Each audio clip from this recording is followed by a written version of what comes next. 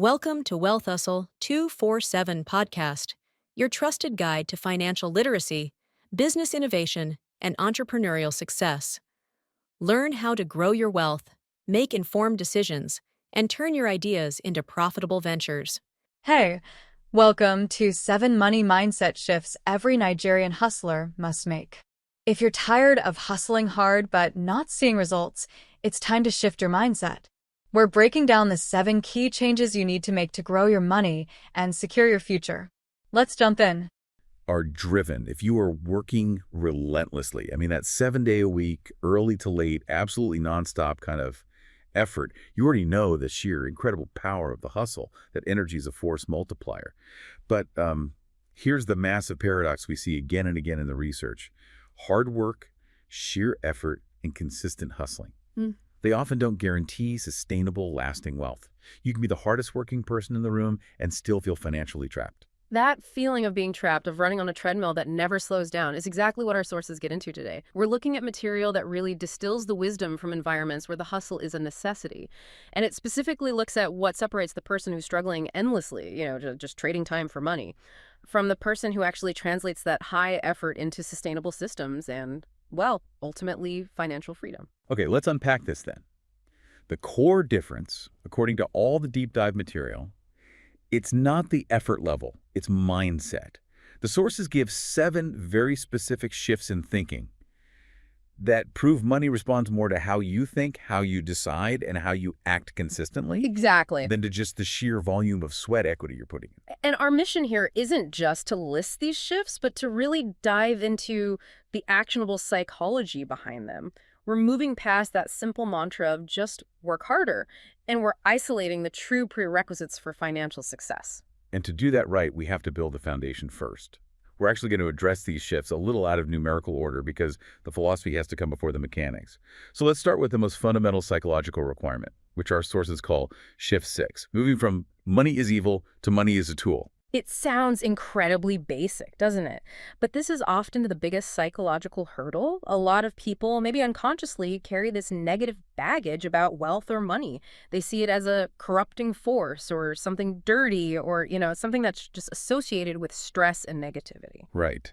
And if you believe that, deep down, that money is inherently bad, you will self-sabotage. You'll sabotage your efforts to acquire it and, maybe even more importantly, to hold on to it. But here's where it gets really interesting. The source emphasizes that money is perfectly neutral. It's an inert force. It's not good. It's not bad.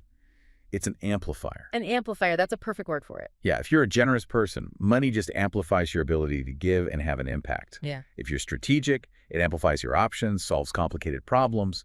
But if you treat it like something dirty, you'll just push it away. And once you accept that it's just a tool, a medium of exchange, a store of value, a lever, you can move immediately to understanding its proper function, which is shift 2.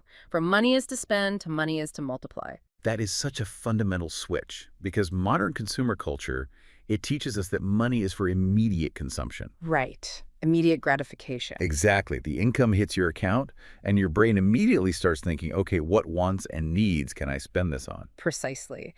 But the key insight here is treating every unit of currency, every naira, every dollar, every single unit you earn as a seed.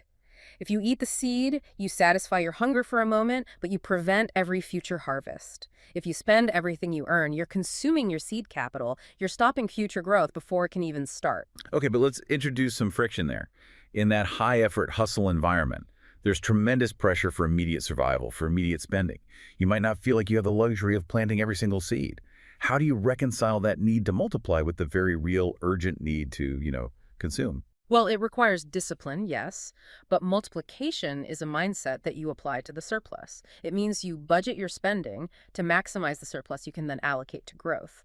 You have to view a portion of your income, however small it is, as non-negotiable seed capital. You pay your future self first.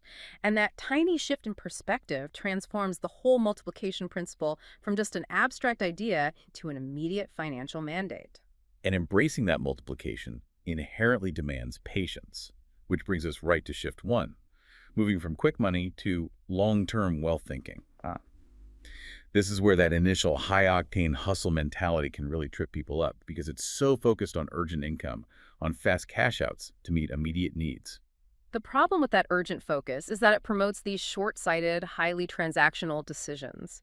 Quick money schemes often involve high risk, zero growth potential, And constant effort. and demand constant, immediate effort to maintain exactly. True wealth, on the other hand, it's built through long-term planning, consistency, patience, and setting up systems that grow steadily over time. It's the difference between being a day laborer who harvests a quick crop for immediate cash, which you have to replant every single season, versus planting an orchard that yields fruit year after year with minimal maintenance once that initial hard work is done. So what are the maintenance costs people forget about with that quick cash focus? The maintenance cost of quick cash is your time, perpetually. You are constantly, always searching for the next transaction. The long-term approach means you might earn less initially, but that effort is compounding. You're building equity in a process, not just completing a trade. And that shift requires patience, which is often the scarcest resource for a hustler. So once we've established that philosophical foundation that money is a neutral tool for multiplication that demands long-term patience, we can move into the mechanics of income structure. How do we make sure our day-to-day efforts actually harness this tool effectively? This moves us to shift 3. From income is everything to cash flow is king. What's so fascinating here is the distinction between a large, one-time income event and a consistent, predictable flow. So many people mistake one massive client payment or maybe a big seasonal bonus for success. Yeah. But occasional large income creates this financial whiplash. It makes planning impossible. A consistent, predictable cash flow is so much better than sporadic large injections. Right. If your revenue stream is like a feast or famine cycle, you spend half your energy just worrying about where the next feast is coming from. And that anxiety drains your cognitive capital, and it leads to those short-term decisions we just talked about. Mhm. Wealthy hustlers focus intensely on building predictable and recurring revenue systems, things like subscriptions, retainers, products that sell automatically, rental income. They know within a certain margin of error what is coming in every single month. And that predictability allows them to accurately allocate that seed capital for multiplication, that's shift 2, and to plan their long-term growth, which is shift 1. Without reliable cash flow, every decision just feels reactive. And this raises an important question for you, the listener. How reliable month to month is your current stream of income? Is it transactional and unpredictable, or is it systemic and recurring? You need that consistency to really implement the multiplication strategy effectively. And that cash flow needs to be managed wisely, which takes us directly to shift 4, from savings alone to savings that work. This is so critical, especially in high growth or high inflation economies. We're all taught that saving is virtuous, and it is. It absolutely is. Savings protect your capital. They provide that necessary buffer for emergencies, but the source specifically gives a stark warning about idle capital. We really need to understand the mechanics of inflation here. If you earn, say, 100 units of currency and you put them in a non-interest-bearing account or, under a mattress, Right. and the rate of inflation is 15%, you are losing value every single day. Your money isn't just sitting still, it is actively shrinking. Smart hustlers have to view idle savings not as a safety net, but as a guaranteed liability. So the key isn't to stop saving, but to make sure that the savings are balanced. You need the liquidity and safety of traditional savings for true emergencies, but every dollar beyond that minimum buffer, it needs to be put to work. Yes. In an investment that at least outpaces inflation, you have to move beyond just protection and toward growth. So if we synthesize this whole middle section shifts of 3 and 4, the connection is really powerful. Structured, predictable income, your cash flow, is what allows you to move capital efficiently. And that efficiency means balancing the safety of the necessary savings buffer with the growth potential of investing, making sure your money multiplies rather than erodes. It's a whole integrated system of deployment. That structural thinking is the perfect launching pad for our final 2 shifts, because now we move from optimizing capital to optimizing the most constrained resource of all, your personal time and energy. This is shift 5, from doing everything to building systems. The traditional hustler is defined by their presence. They are the bottleneck. For every transaction, every customer service inquiry, every major decision, they're brilliant, but they are also the absolute cap on their own income. Growth fundamentally stops the moment your personal energy is maxed out. When systems replace stress, that's when scaling happens. The sources get into the practical components here: delegation, automation, structure. And delegation doesn't just mean hiring someone, it means creating repeatable processes that someone else can execute. Think about some concrete examples. This means using software for automated invoicing or inventory management. It means training a virtual assistant or a new hire on a precise operating procedure for, say, first-level client inquiries, which removes you as the filter for basic communication. Exactly. Every single task that is repeatable should be systematized and handed off. That allows the founder to focus on strategy and real growth. If you still have to personally approve every small step or close every single sale, you haven't built a business that's capable of generating wealth. You've just created a very demanding, high-paying job for yourself. And this building of systems is the essential, non-negotiable step toward the ultimate goal, which is shift 7, from hustling forever to building assets. Hustling is clearly defined here as a phase. It's the incredibly powerful engine you use to build the structure. So if we connect this to the bigger picture, the end game isn't to be the best transactional hustler for 40 years.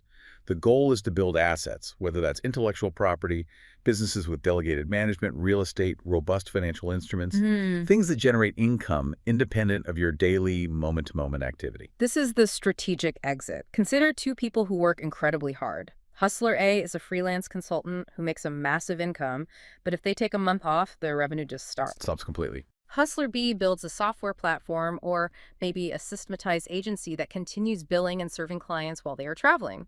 Hustler B has built an asset. And that passive, systematic income provides the critical, non-financial benefits of freedom and time control.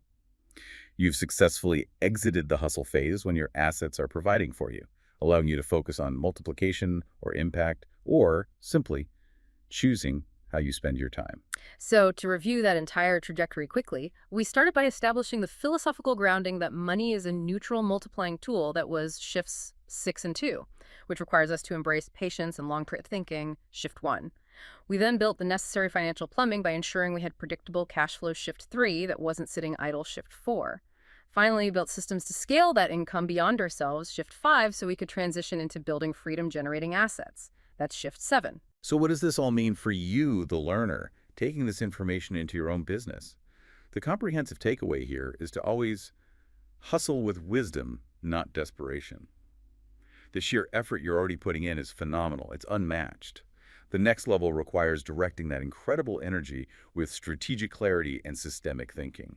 These 7 mindset shifts are not outcomes themselves, they're the prerequisites. Achieving lasting financial outcomes requires the convergence of patience, discipline, systems, and continuous learning. If you feel perpetually exhausted by your work, it's probably not a lack of effort.